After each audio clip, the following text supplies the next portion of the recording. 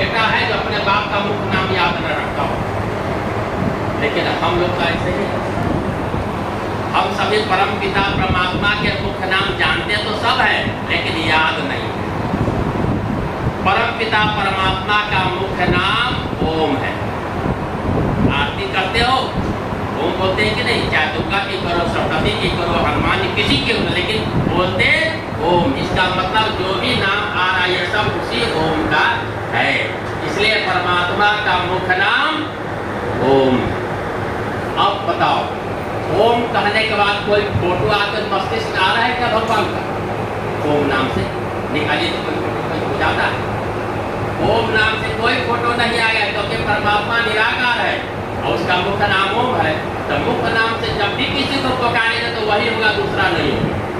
राम राम हो, राम भी परमात्मा का नाम है, लेकिन राम ही परमात्मा का नाम राम ही नहीं है। ही और ही का फर्क होता है। राम ही परमात्मा का नाम है, लेकिन राम ही परमात्मा का नाम नहीं है। तो राम राम कहेंगे तब कोई फोटो आएगा कि नहीं? मस्तिष्क जरा बताओ।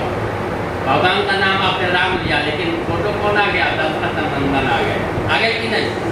इसका मतलब जिसको याद किए वो नहीं आया, कोई और आ गया। इसलिए परमात्मा को याद करना हो तो मुख्य नाम ओम से याद करो, उसके कोई फोटो नहीं आएगा। वो परमात्मा निराकार है और निराकार परमात्मा का जप करेंगे तो अंतरात्मा उसकी जागरूकता है, गति मिल जाती है। बाकी सब नाम परमात्मा के, लेकिन सब नाम परमात्मा के भी हैं और व्यक्ति विशेष का भी। इसलिए मुख्य नाम ओम का जप करनी चाहिए। परमात्मा ने कहा है कि संसार में आया तो माता पिता अपने बच्चे के जीवा पर ओम नाम लिखे, सोने की सलाखा को मधु में डुबोकर ओम लिखे, ताकि वो कभी भूले नहीं। और संसार से जाओ तो परमात्मा क्या कहते हैं? वायोरिदं मृतं मवेदं भस्मान्तं शरीरम ओम कर्तु स्मर कृमे स्मर कृतम स्मर। यह मंत्र अंतिम शिक्षा। परमात्मा कहते हैं देखो शरीर जो मैं तुम्हें बनाकर दिया है ना, क्या है?